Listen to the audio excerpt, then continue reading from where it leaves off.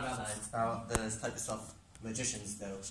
And so yeah. Sorry to disappoint, but I can't use magical spells to heal that cold you're getting. And before I get started, though, one thing that I just wanted to say was that like this is a bit of a more applied it area, and I absolutely love science. I find it really fascinating. There's so many cool things that we can do, really interesting demonstrations. But equally important, I think, is not just getting the new knowledge and finding the fascinating new insights, but also how we use that science in meaningful ways to improve people's lives. So that's a little bit about what this talk is about. And we're going to be exploring this question, how can magic tricks be used to enhance well-being? And the strategy we're going to use is by first taking a look at some of the well-being focused magic programs out there. And then we're going to take a look at the empirical studies that have actually investigated this. And as we go throughout it, we're going to take a look at some of the psychological theories and frameworks that may help explain what's going on. So let's start with the programs out there. First is Open Heart Magic, and this is an organization that works in the hospitals to empower children who are staying there, and they do this by teaching them magic tricks that they can perform for either their family or staff for the rest of their stay there. And now most of the programs actually lie within physical therapy.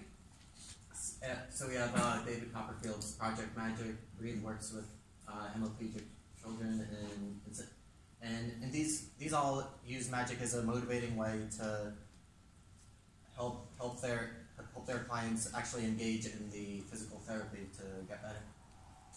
And then in cognitive behavioral therapy, Gareth Foreman has actually worked in the prison settings where he combined magic tricks with cognitive behavioral therapy to help them reframe the way that they think about problems in life and get back onto better pathways. And in terms of lifestyle adventure, the founder of Streets of Growth, he actually uses street magic as a way to build rapport with adolescents right on the street level. So, and the adolescents he engages with are ones who are susceptible to a lifestyle of gang, drugs, violence, and so on.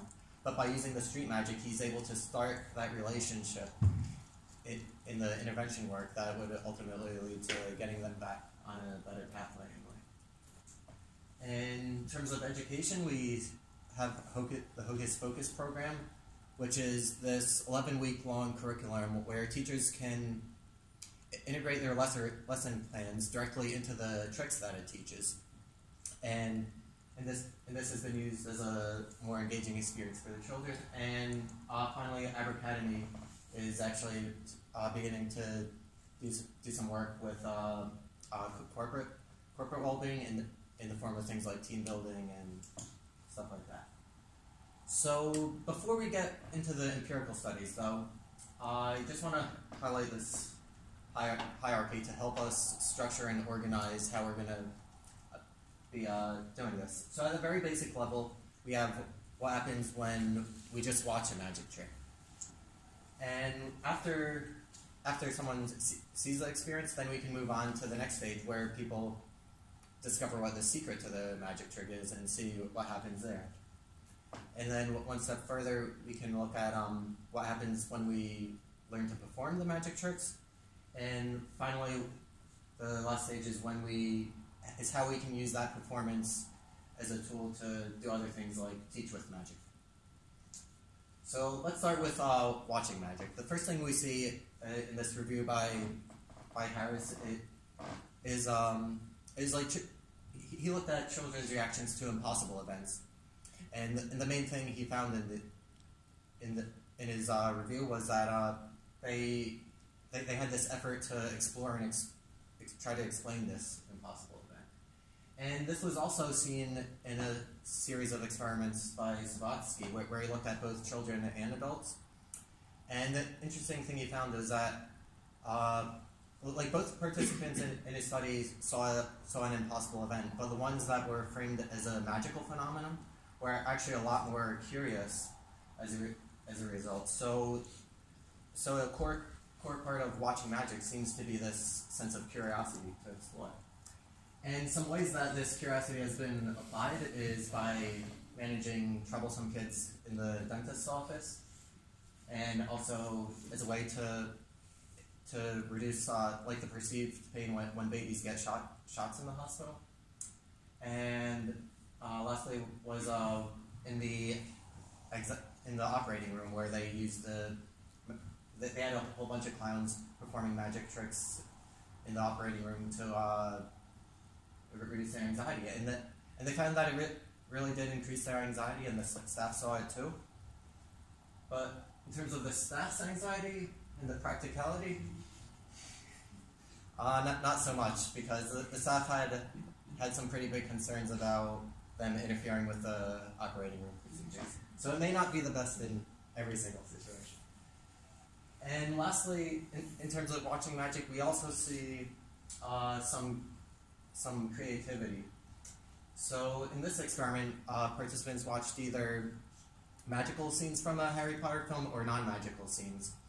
And the ones who watched magical scenes actually scored a whole lot higher on tests of creativity than the other group. So let's try explaining what's going on here.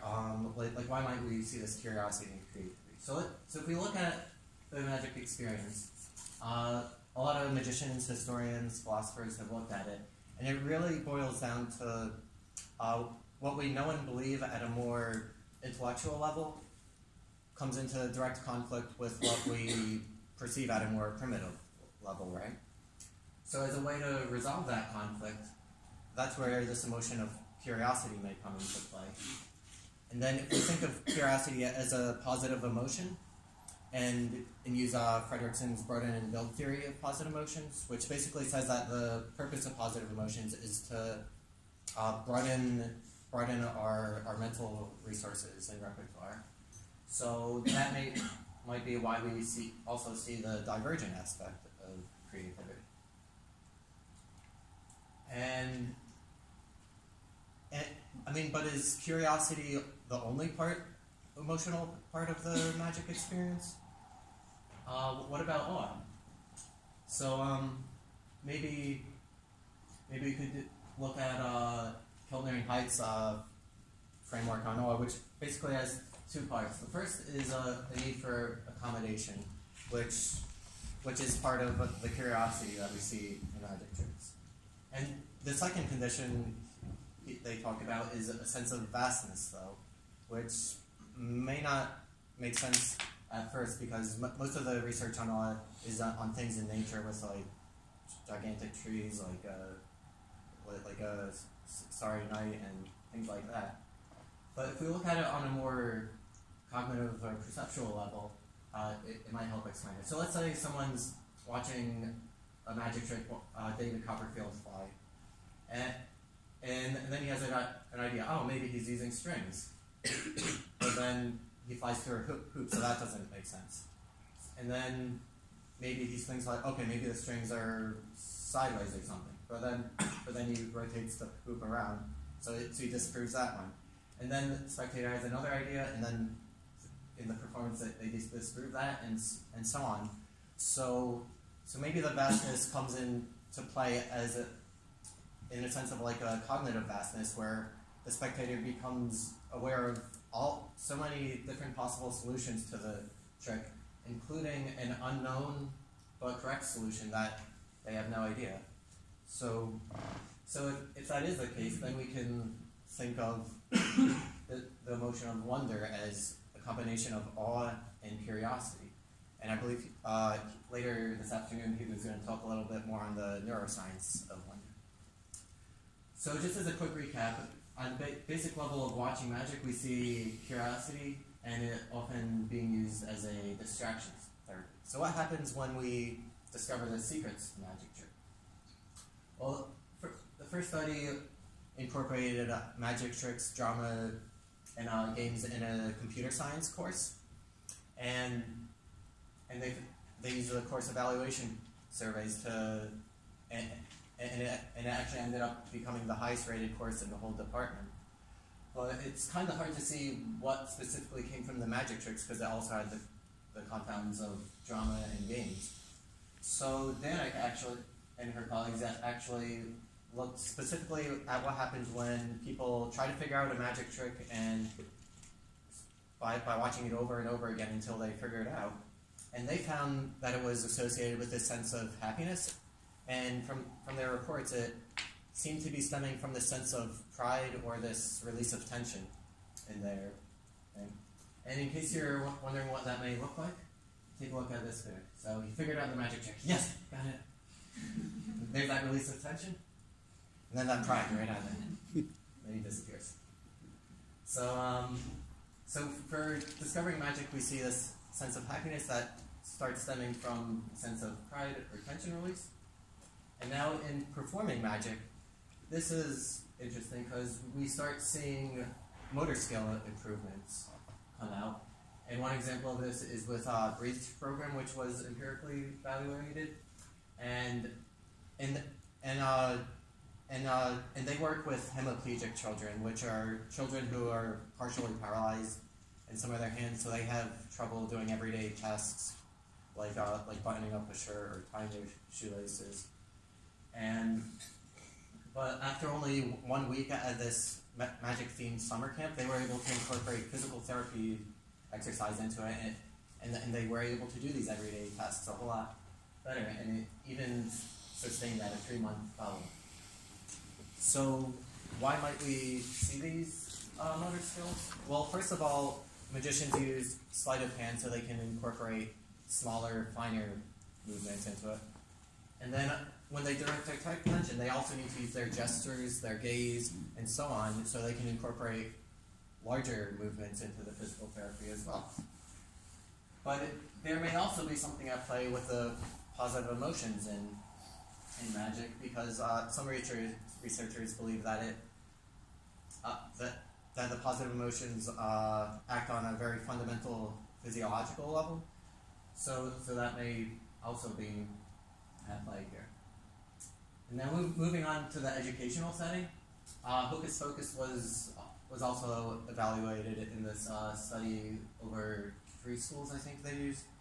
And from the children's reports, they found that it increased well-being for disabled students, and they saw themes of motor skills, a theme of self-esteem, concentration, and also social skills here. So we seem to also be seeing this social component come out, which we can also see in a study in the psychiatric hospital where they used the Healing with Magic program for schizophrenic and depressed patients and found significant increases for personal well-being. And the real interesting thing here, though, is that we see that these well-being scores are actually being driven by social components about their interpersonal relationships with others and their reintegration into society.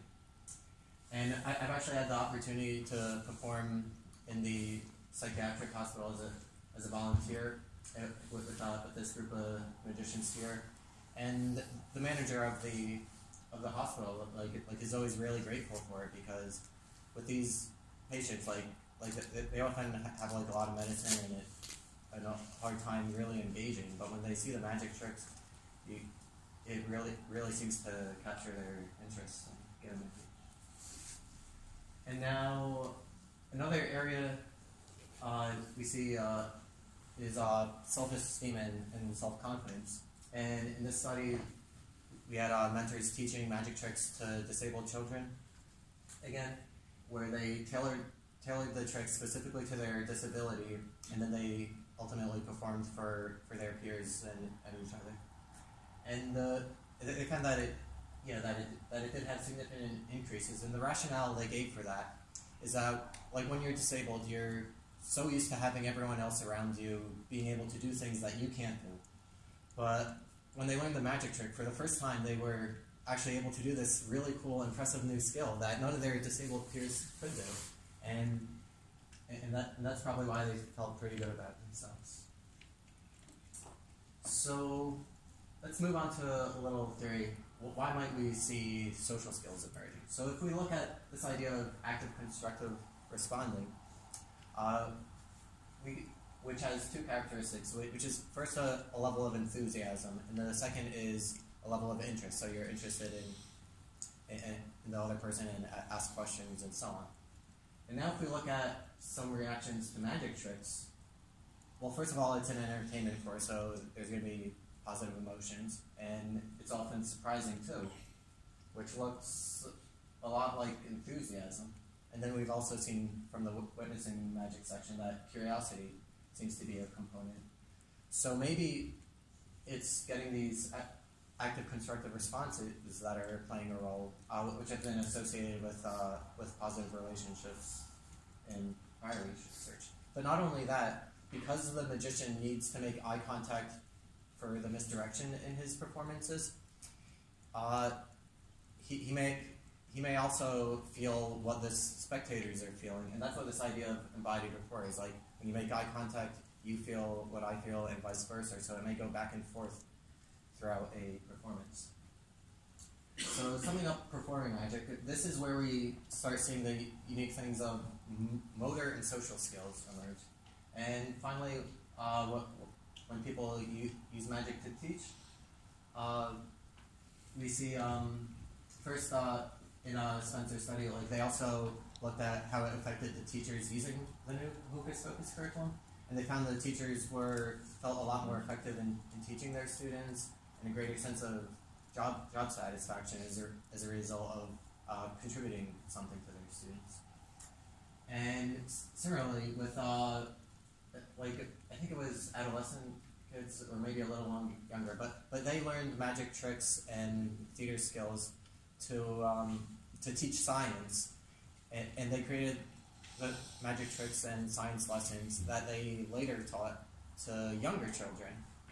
And again with this study, they found that the students got this deeper sense of appreciation for the career paths involved. Well, a deeper sense of appreciation for the skills that they use in this, including teaching, as a result of contributing to students. So one similarity we see between these two is that in both cases they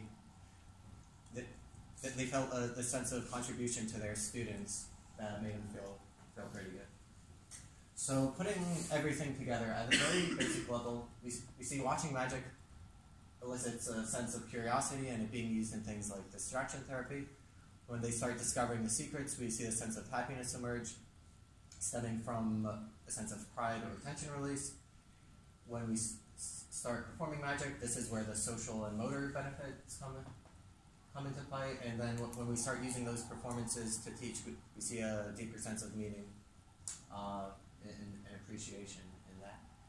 And before I open it up to questions, I just wanted to say a few things. So in this talk, we've seen the well-being programs out there who are actually doing it, and then we've also seen some evidence from the empirical literature. And while not all of these studies are the most robust and have the strongest thing, the things we do see are looking very promising. And it's really up to us as students, as psychologists, as neuroscientists, to work together on really understanding what's going on in these processes. And I think a good way to start is by starting from these crossroads of magic and well-being. Thank you.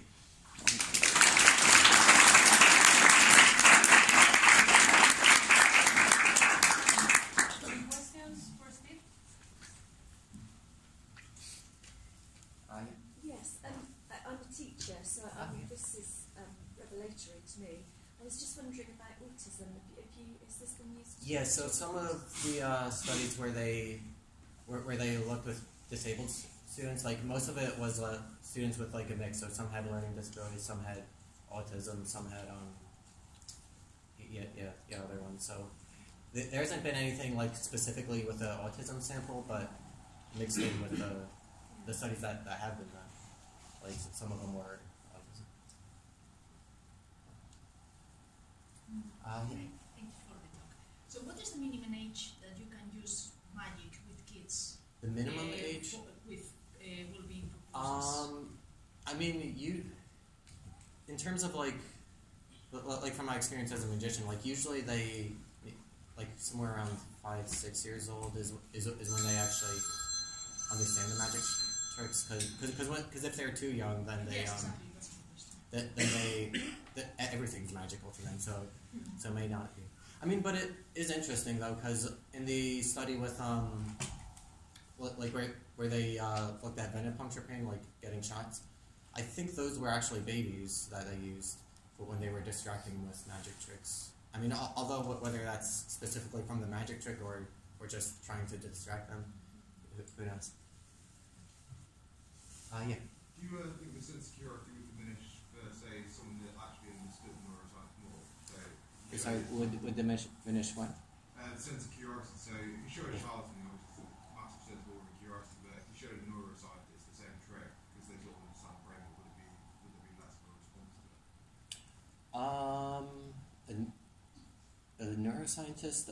I mean, I think it might be the same. I mean, it depends. Like, if the neuroscientist knows the secret to the trick, right? Yeah. Right. So I think it might interest the neuroscientist in terms of at least trying to explain it, and that interest would spark his curiosity. But yeah. Thank you for your talk. I was wondering, so you have talked about different groups of people. Is there anything about the elderly? Because I can imagine that, for example, in some residences that they can feel like not depressed but maybe sad because they see how the functionality goes down, and maybe this type of approach can also benefit. Yeah, I think it would help. And I know that Breeze Magic, they're actually experimenting with older populations who had stroke, I think it was, and they're using their program there. And then I also know there was another charity back in America where they teach kids magic, and it's more of a community service thing where they go to nursing homes and have the children perform the tricks for the elderly there. So I think it would be a relevant area.